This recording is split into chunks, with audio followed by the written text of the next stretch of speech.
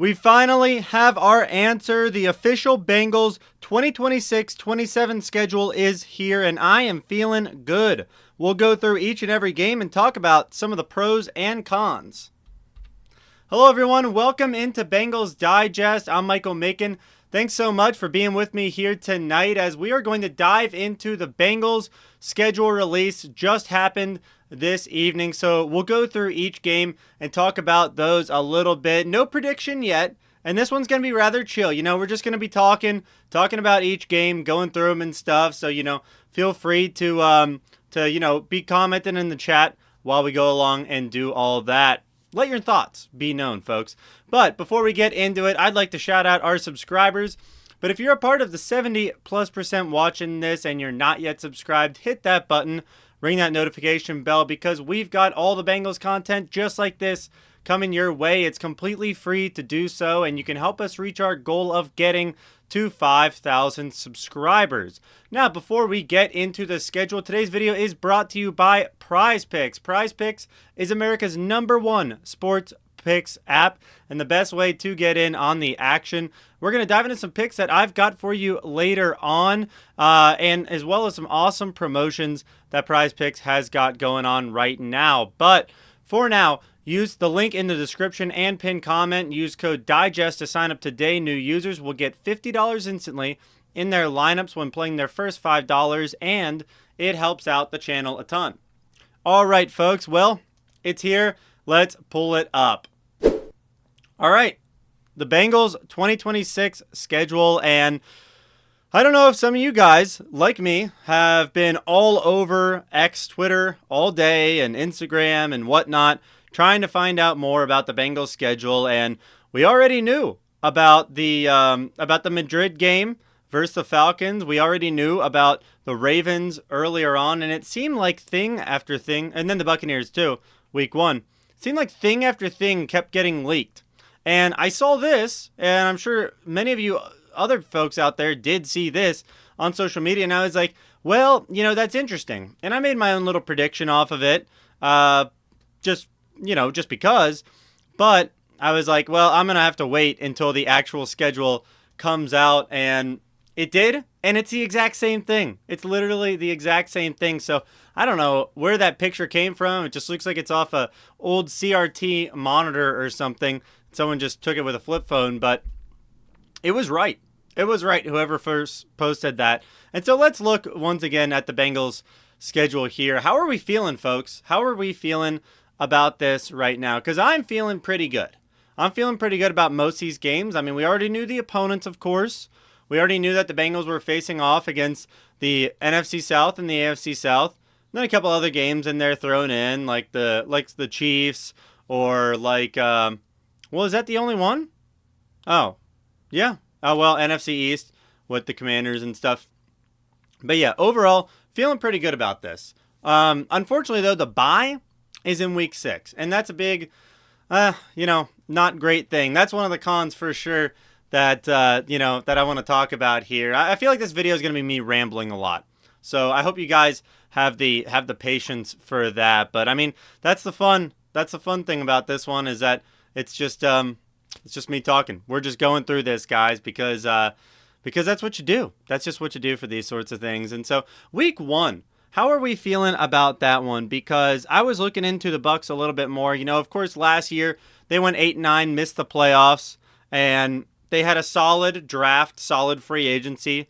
Overall, pretty decent. They got Reuben Bain Jr., for sure, the guy who, we were all talking about. We're expecting the Bengals to get in the NFL draft, and obviously got Dexter Lawrence instead, and I'm perfectly cool with that. But I'm feeling still pretty worried about week 1 because just how the Bengals have played recently in the early parts of the season, and so I wouldn't be surprised if the Bengals stumble in this one. I mean, it's going to be an open and orange, just like we had back in 2024, and we saw how the Bengals played there against the Patriots. So I'm not going to be surprised at all if we take the L in that one. Not in the slightest. Texans won September 20th. This one's should be a pretty good game. Joe Burrow going up against what should be on paper another really good defense by the Texans. A little rematch there between him and C.J. Stroud from that 2023 game. But yeah, so that one should be pretty good as well. So I'm just going to be going through chronologically now because got all the other thoughts that were running through my head out, and we're just gonna run through it, folks, the rest of the way here. Then we got the Steelers. All right, Steelers won. I think this is an easy dub. I'm not concerned about the Steelers at all this year. I don't think Aaron Rodgers is going to be a great quarterback for them. All of a sudden, he's going to go back to MVP form. I don't see that.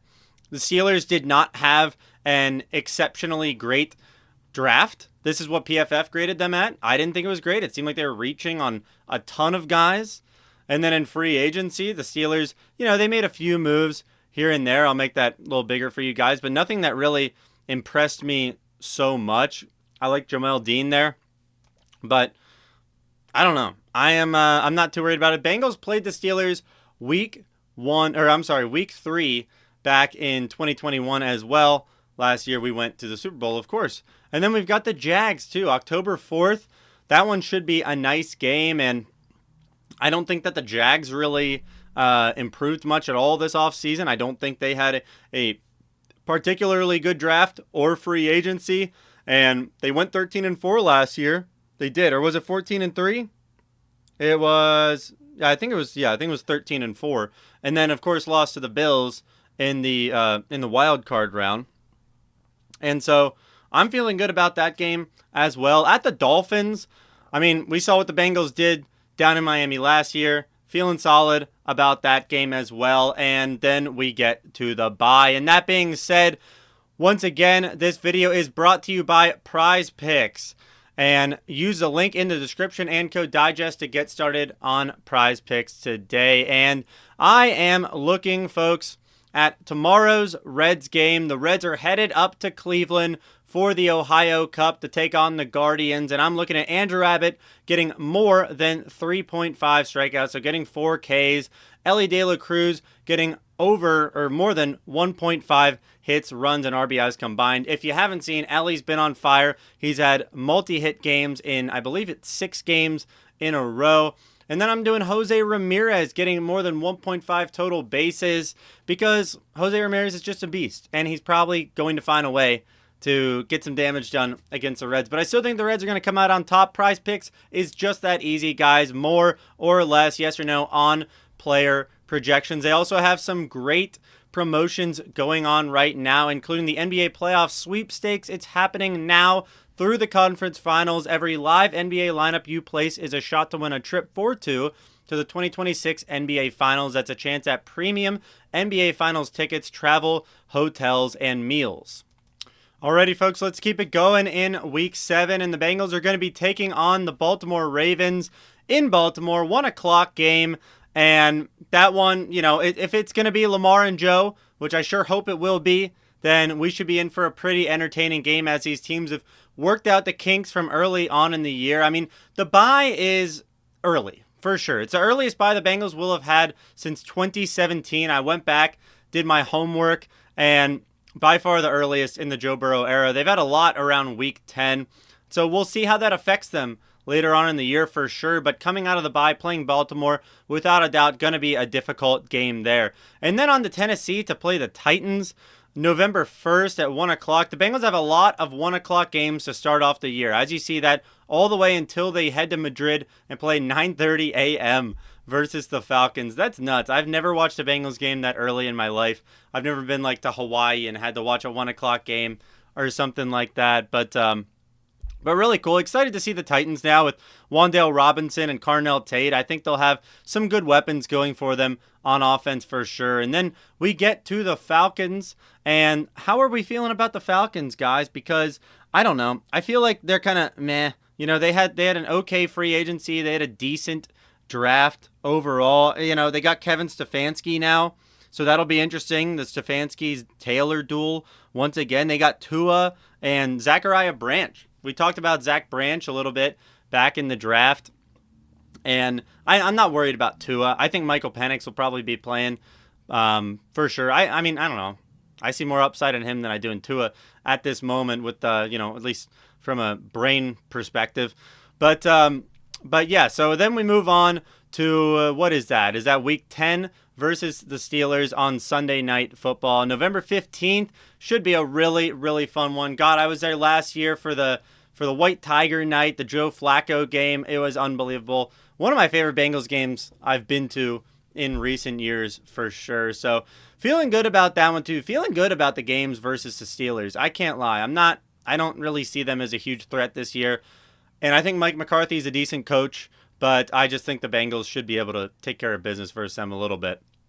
Then we've got the Commanders, week 11, where, Bengals played in Washington week 11 back in 2020. Joe Burrow got hurt, so that's going to be a storyline for sure that they'll be talking about on the broadcast.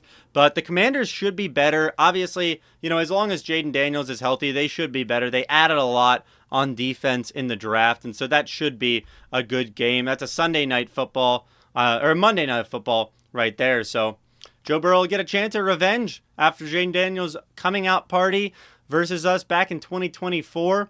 And then we're on to week 12 versus the Saints. Saints definitely an improved team. I would say I marked them down as having a pretty good free agency and draft overall. They've got who did they get? Well, Tyler Shuff's still their quarterback, but they added Oscar Delp, and they also got Noah Fant. So we're going to see Noah Fant coming back to come back to Cincinnati. Hey, maybe we'll get a fumble 6. That would be icing on the cake. That would be amazing. Let's see the Bengals make that happen. And then we got December 6th. That's week 13 at Cleveland. Don't know how I feel about that one. Bengals haven't played great in Cleveland in the Joe Burrow era. But, they won this past year. They squeaked out a victory against Flacco. So maybe that will, maybe they'll continue to build upon that. There's no building upon a game from last year. But, maybe the Bengals have worked some stuff out, though, and we'll be playing better against the Browns. Even though I think the Browns have improved a ton. Like, I can't lie. I still don't think they're going to be great because I don't think that Watson or Shadur are going to be great quarterbacks. But they had a really, really good draft. PFF graded them as one of the best. And they also had a pretty solid free agency. Not a great free agency, but a pretty solid one as well. Should be interesting matchups versus the Browns this year, especially with new head coach and all that, like I said. Chiefs, again, in Cincinnati. Love it. Absolutely love it. I want to try and go to this one. I have not been to any of the Bengals-Chiefs games over this, the course of these years in the Joe Burrow era. I think that one would be really, really fun to go to. I don't think the Chiefs are going to be that great. I don't think they added enough on offense. I think the defense will be good again, but should be a fun one there. And then we've got the Panthers there. That is week 15 there in Carolina. And man, maybe one I'm thinking about going down checking out. It's not too far. I love North Carolina, I love North Carolina personally. And so that would be an exciting one to go down and check out. Panthers seem pretty improved. They're kind of going all in. They did good in free agency, did good in the draft after squeaking into the playoffs at 8-9 and unfortunately losing to the Rams there. That was a crazy game. Absolutely crazy game there. And then we are on the week 16 versus the Indianapolis Colts at Indianapolis. Bengals versus Lou. And we'll see how that one goes. I think the Colts did okay from what I saw in free agency and draft. But, the Lou Anarumo facing off against the Bengals storyline is going to be the biggest thing for sure. Then we've got the Ravens, week 17. We already know about this one. Should be exciting. As long as the Bengals win, I don't want to be heading out on New Year's Eve. I want to be able to, enjoy some champagne in a good mood. Ringing in the new year after the Bengals beat the Ratbirds. But we don't know if that's going to happen. We don't know at all at this moment. But, if it's a Lamar Burrow game, it'll be fun at the least. Am I worried? Yeah, I am a little bit worried because I don't want my mood to be wrecked on New Year's Eve. But I also am excited at the thought that it could be really exciting. The Bengals could clinch the division in that game. You know what I mean? Like, that could be division clinching New Year's Eve. Full-on celebration, super exciting. I would love that. Then we've got the Browns to close out the year, which just keeps happening. 2023, 2025, and this year.